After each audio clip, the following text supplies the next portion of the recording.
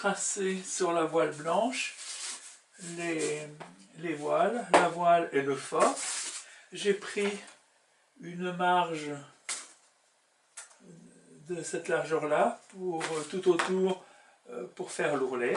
Et maintenant, je vais couper avec le fer chaud.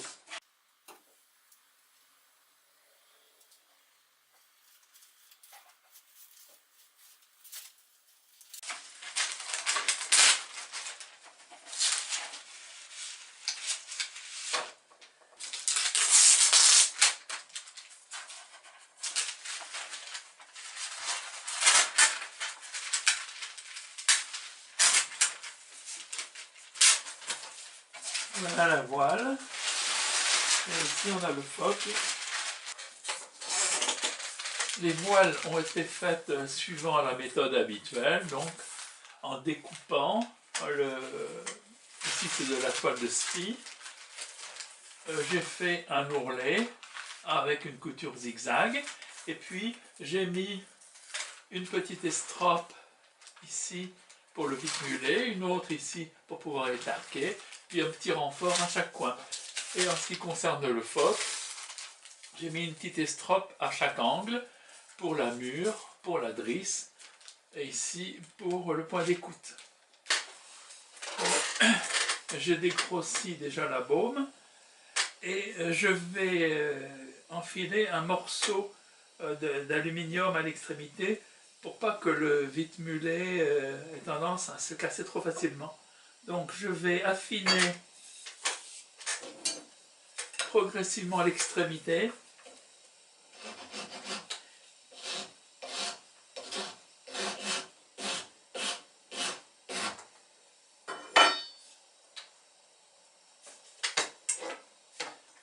En y allant progressivement.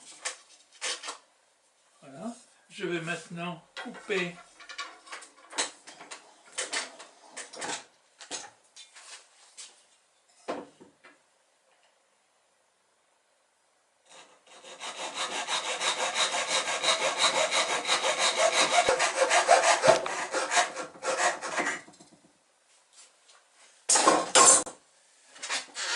voilà.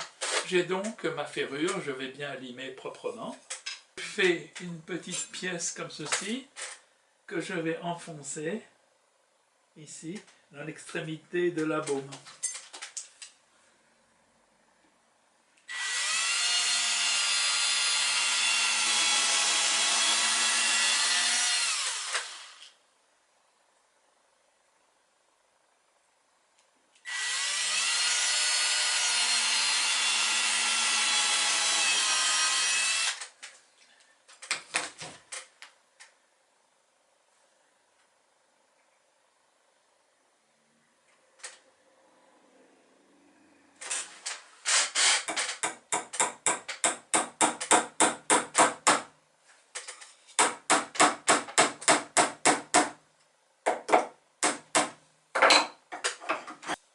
Voilà le vite-mulet.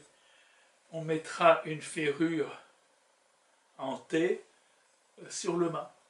J'ai fait un trou ici pour le vite-mulet et ici un trou qui est donc traversant, c'est le même, et un trou partiel ici. Je vais enfoncer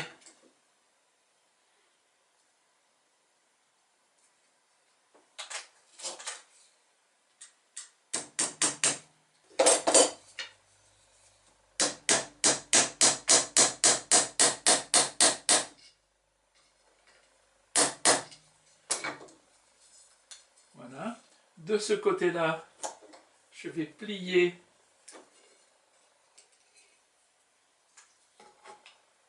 vers le bas et ensuite couper.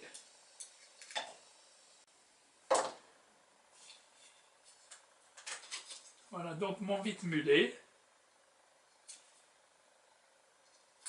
sera comme ceci. Voilà.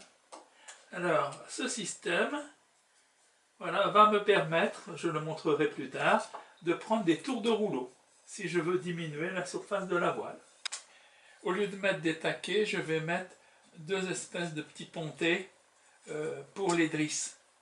Alors j'ai fait une boucle comme ceci en fil de fer.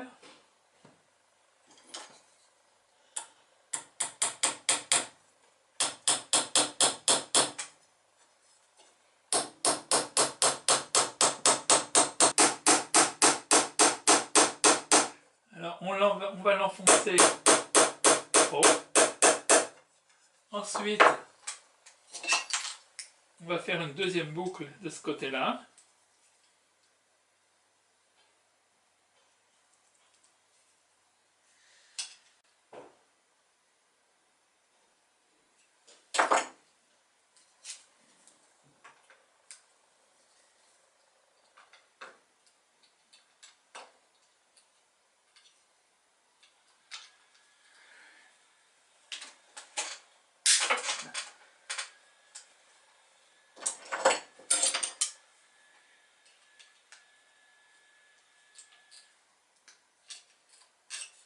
Et ensuite, on va repousser.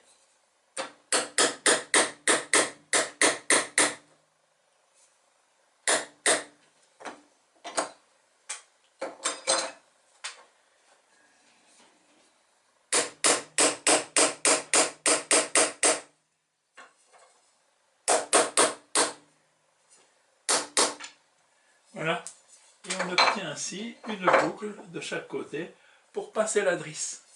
J'ai préparé le pic, donc légèrement affiné, je fignolerai après. Ici, la section est carrée, et pour le haut, j'ai fait déjà scier en biseau pour que ça puisse monter le long du mât. J'ai préparé 2 morceaux de bois ici, j'ai de la colle époxy.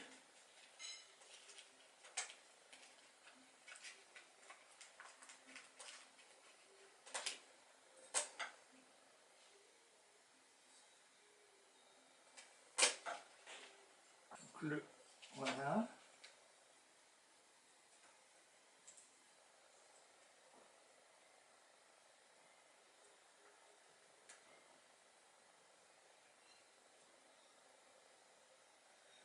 Et on va serrer.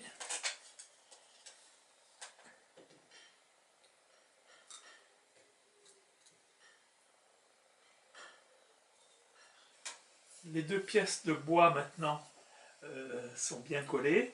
Je vais élargir un peu ici et enlever une partie du bois sur les côtés pour donner la forme à l'encornat. Voilà, donc j'ai mis en forme l'encornat, ici à l'extérieur, poncé, fait un trou ici pour mettre un collier de raquage.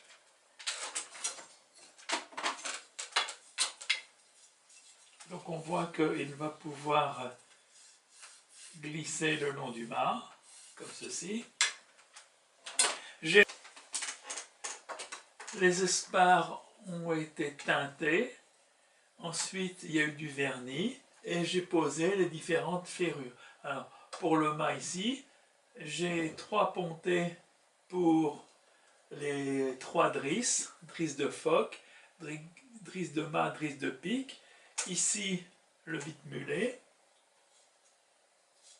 Il y aura un ponté, mais on verra après, pour le flèche, mais le flèche sera mis différemment. J'ai déjà posé ici les 3 drisses. Ici, on a la baume, donc le vite-mulet. Ici, une petite épinglette pour mettre la mûre de voile. Ici, on mettra le point d'écoute. Voilà le pic. Il y a ici une ferrure, une ici pour étarquer la voile, ici pour la drisse de mât, et là il y a la patte d'oie pour la drisse de pique. On a ici l'encornat, et puis il y aura un petit cordage comme ça pour pas que l'encornat sorte. Ici on a le bout dehors avec une ferrure ici pour la mûre de phoque. Et là, on pourra mettre éventuellement, c'est une baume pour le phoque, et on pourra l'accrocher comme ceci. On va maintenant accrocher le phoque sur cette baume, et ensuite on va enverguer la voile. La voile a été remise en place, on remet l'écoute.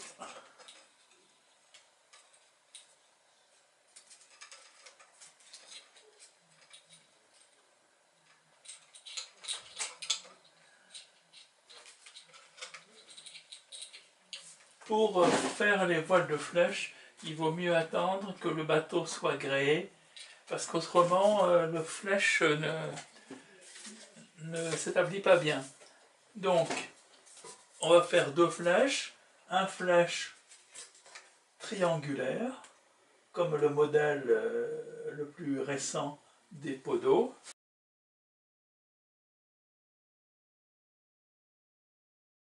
Et un flèche hautière, ici, comme les modèles les plus anciens.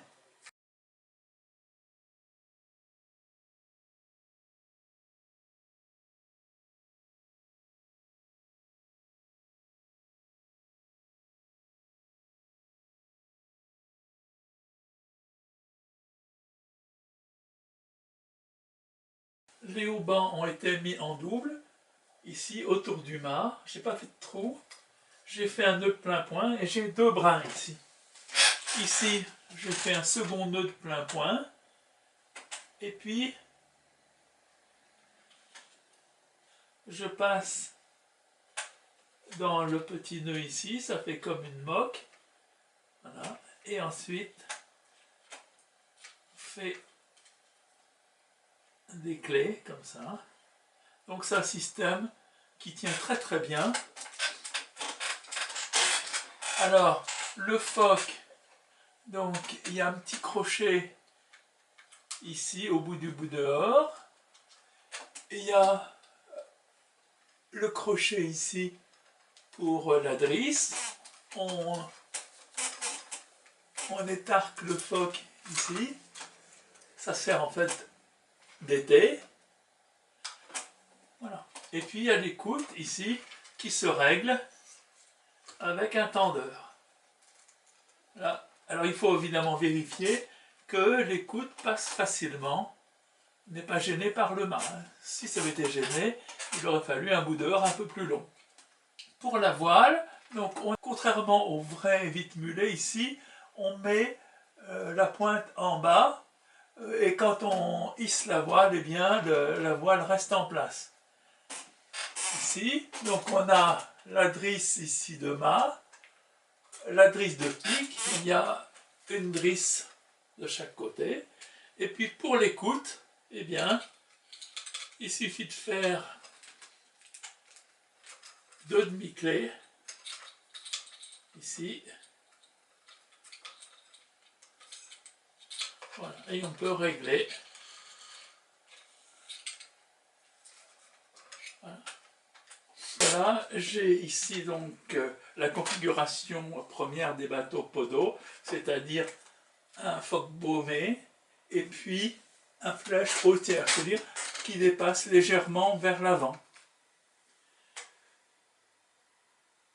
L'avantage du phoque baumé, c'est qu'il passe très facilement d'un bord sur l'autre.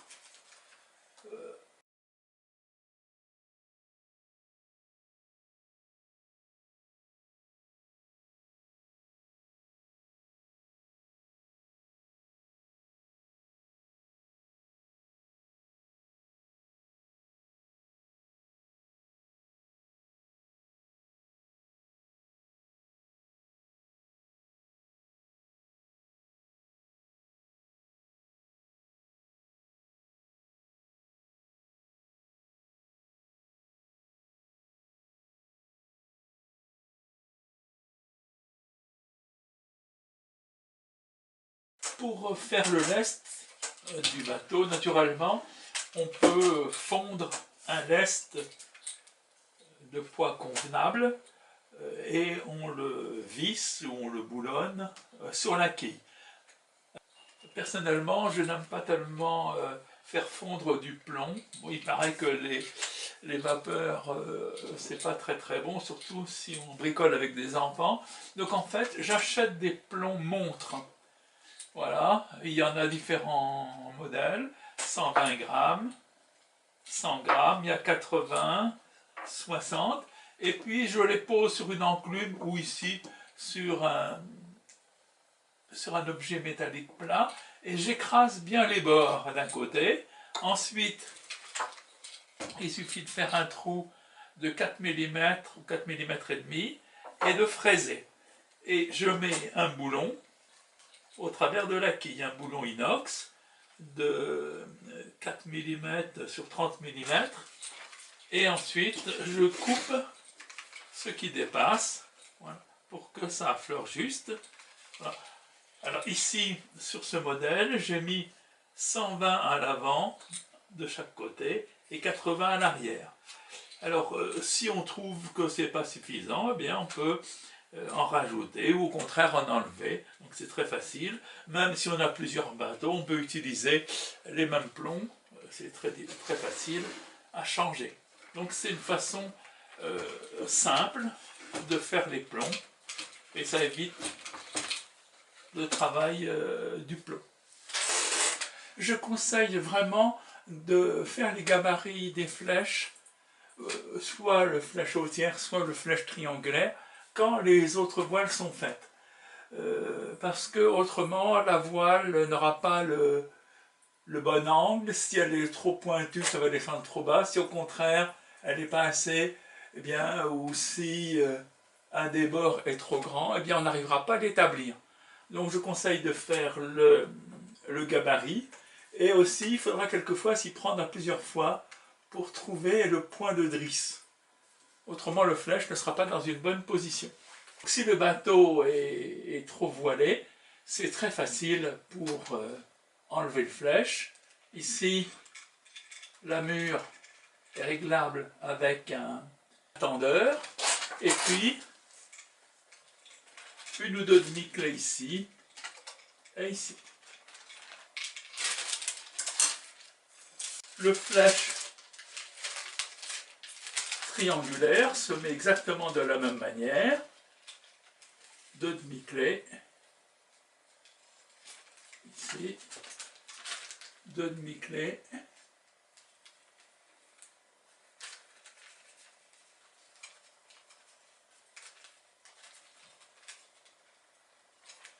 voilà. Et puis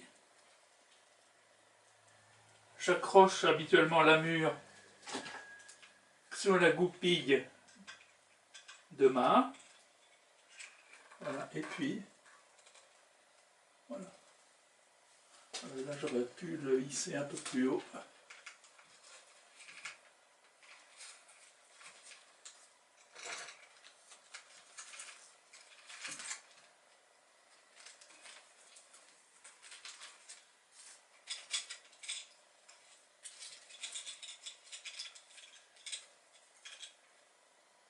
Voilà, deux demi-clés ici, deux demi-clés ici, et on règle la tension. Quand on veut diminuer la voile, c'est très simple. On défait ici, on lâche légèrement sur les deux drisses, on enlève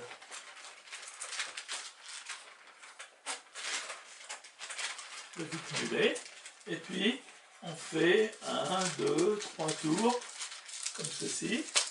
Et si le vent est trop fort et que le bateau gîte de trop, on peut déjà enlever le flèche.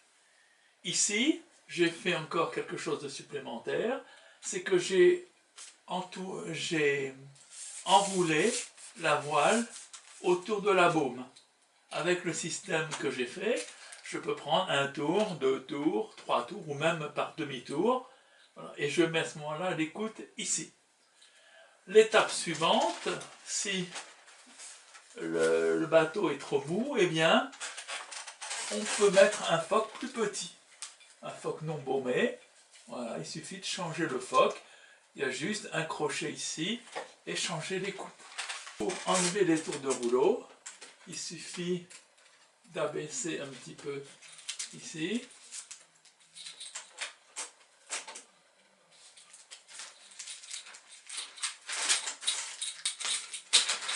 Voilà.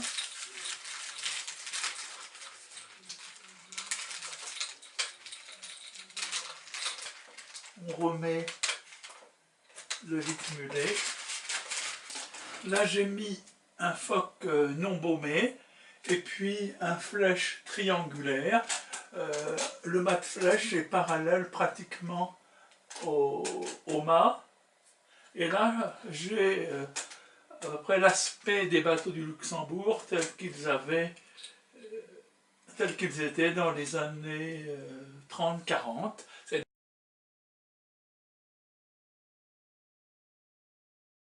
Avant que l'on mette des voiles de couleur.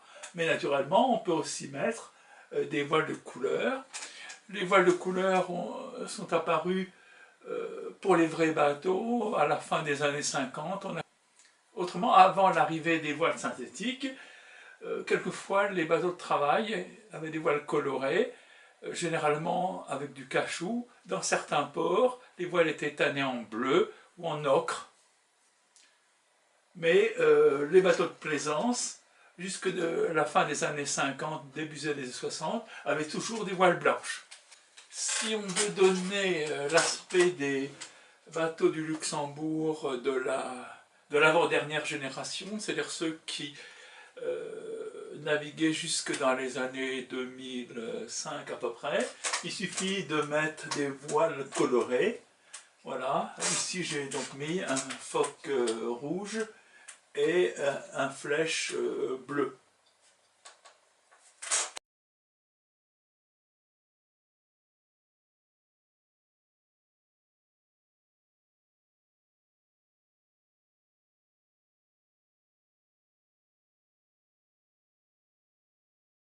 J'ai mis ici côte à côte le petit modèle qui fait 46 cm de tête en tête et celui-ci qui fait 60 cm.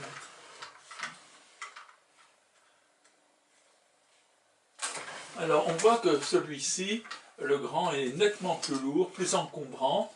Celui-ci est quand même beaucoup plus facilement transportable, surtout si on enlève le flèche.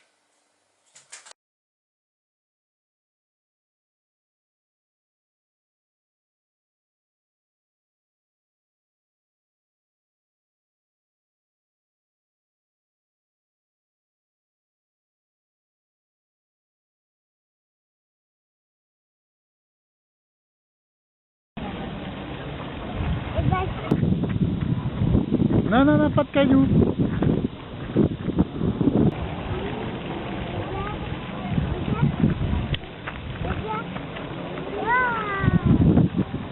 Doucement, doucement.